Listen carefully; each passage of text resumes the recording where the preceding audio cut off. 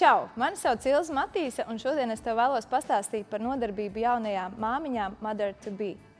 Ja esi gaidībās un esi aktīvi sportojos arī līdz grūtniecībai, tad zini, ka arī grūtniecības laikā tev ir jāturpina savas fiziskās aktivitātes. Ja grūtniecība noris bez sarežģījumiem un tavs ārsts ir devis tev zaļo gaismu sportošanai, tad zini, ka nedēļas laikā tev ir nepieciešams savākt vismaz 150 minūtes vidējas intensitātes fiziskās aktivitātes.